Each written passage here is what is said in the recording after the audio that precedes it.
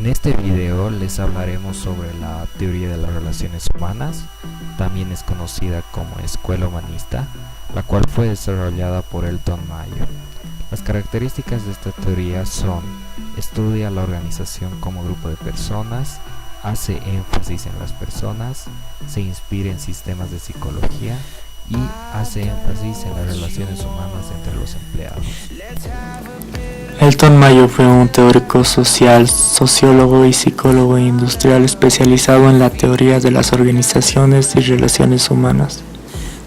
Su interés primario fue estudiar los efectos psicológicos que podían producir las condiciones físicas del trabajo en relación con la producción. Demostró que no existe cooperación de los trabajadores en los proyectos si estos no son escuchados ni considerados por parte de sus superiores. Es difícil y en ocasiones casi imposible llegar a los objetivos fijados. Su enfoque era un mecanismo que consideraba al obrero como máquina vital.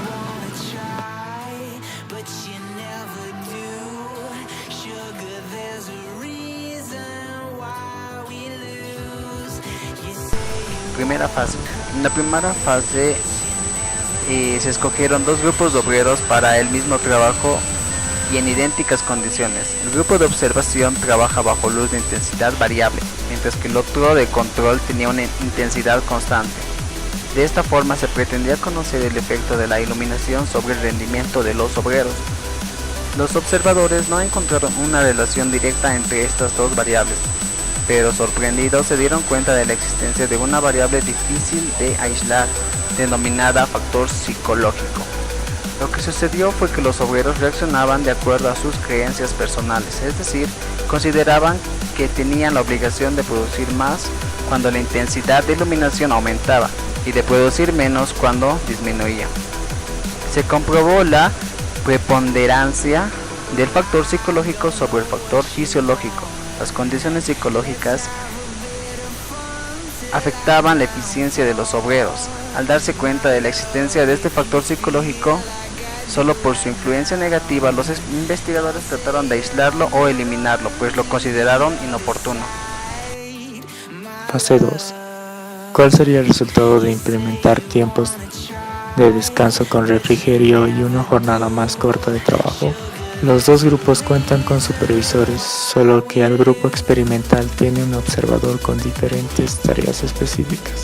En conclusión, se llegó a que las personas del grupo experimental llegaron a trabajar con más tranquilidad y sin ansiedad, junto a un ambiente sin presiones. Es más satisfactorio, sin un temor hacia el supervisor, y sabían que era un experimento y debían dar resultados.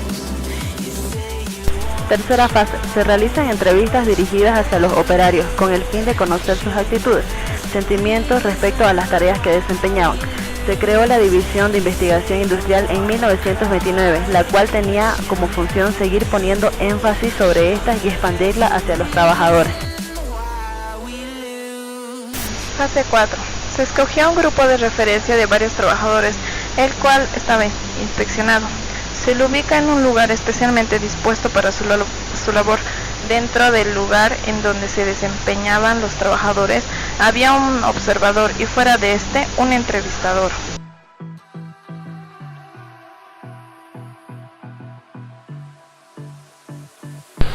El nivel productivo de un grupo empresarial depende de la integración social presente en el mismo. Los trabajadores se opondrán a cualquier cambio propuesto de la administración de la empresa que interfiera de manera perjudicial con sus intereses colectivos. Según Mayo, la motivación económica no era el factor determinante del rendimiento laboral de los trabajadores, sino que las motivaciones sociales y morales son las que influyen de manera determinante en el desempeño laboral. Y esta fue la teoría de Elton Mayo sobre la escuela humanística. Muchas gracias. Por otro lado, también veremos el enfoque estructuralista de la administración.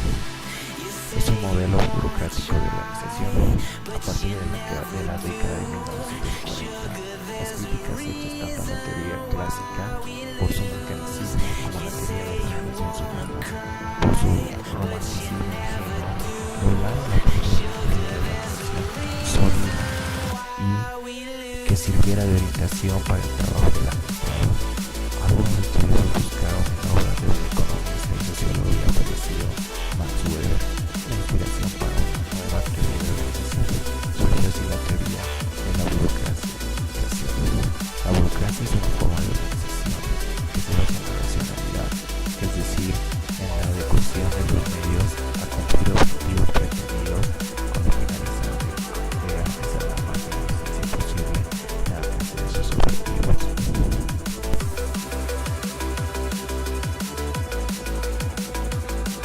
Según el concepto popular actual, la burocracia se entiende como una organización en donde el papeleo se multiplica y se incrementa, impidiendo soluciones rápidas o eficientes. El concepto de burocracia para Max Weber es exactamente lo contrario. Para él, la burocracia es la organización eficiente por excelencia. Según Max Weber, la burocracia tiene las siguientes características: carácter legal de las normas y reglamentos, carácter formal de las comunicaciones, carácter racional y visión del trabajo, impersonalidad de las relaciones, jerarquía de la autoridad, rutinas y procedimientos estandarizados, competencia técnica y meritocrática, especialización de la administración, profesionalización de los participantes y completa prevención del funcionamiento.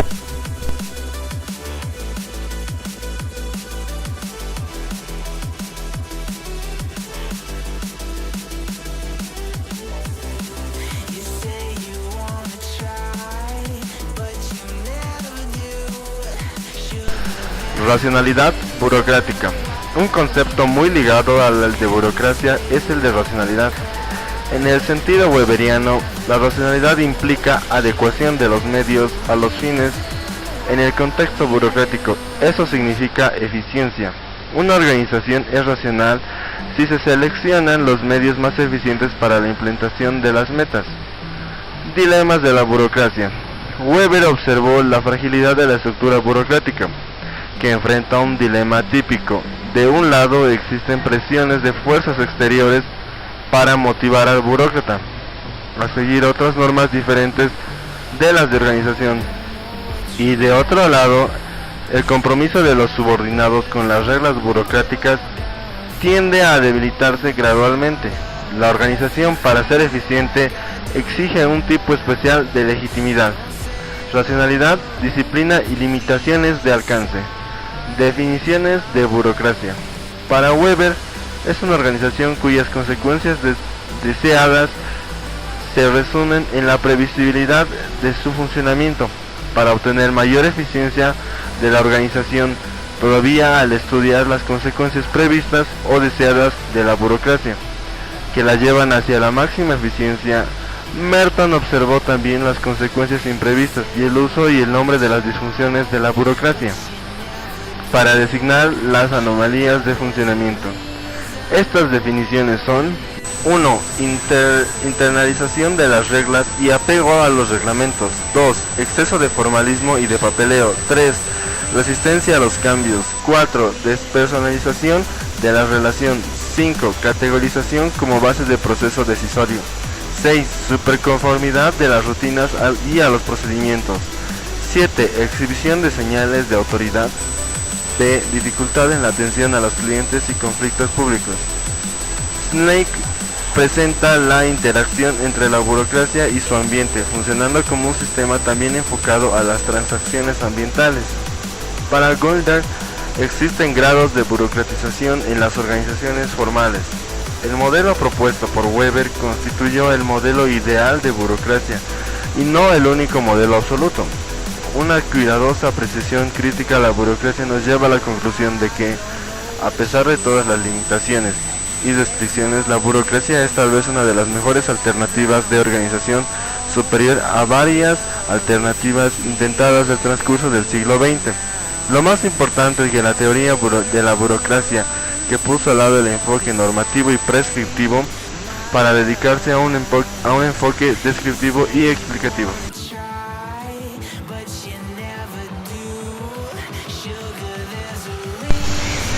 Teoría estructuralista de la administración.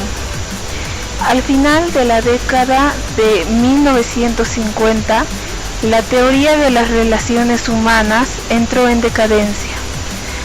La oposición entre la teoría clásica y la teoría de relaciones humanas creó una situación sin salida en la administración, que la teoría de la burocracia no tuvo condiciones para superar. La teoría estructuralista significa un desdoblamiento de la teoría de la burocracia y una ligera aproximación a la teoría de relaciones humanas. Representa una visión crítica de la organización formal. Entre sus orígenes se da un nuevo concepto de estructura.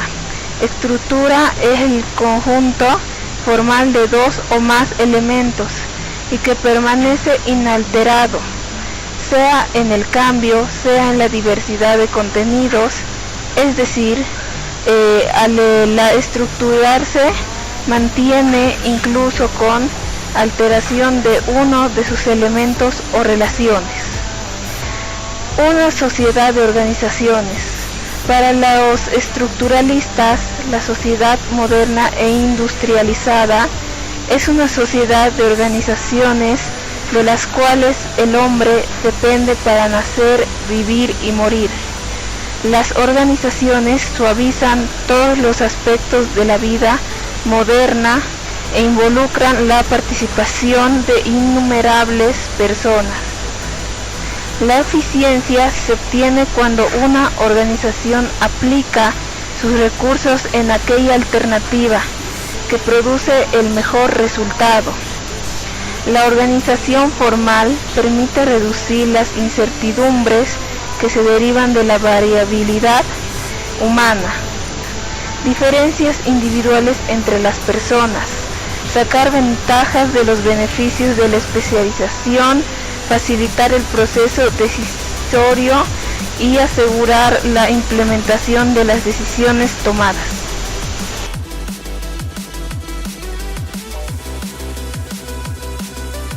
El hombre organizacional. Mientras la teoría clásica caracteriza el Homo economicus y la teoría de las relaciones humanas, el hombre social. La teoría estructuralista enfoca el hombre organizacional, el hombre que desempeña diferentes papeles en varias organizaciones. Sus características son flexibilidad frente a los constantes cambios que ocurren en la vida moderna, tolerancia a las frustraciones, capacidad de posponer las recompensas y permanente deseo de realización.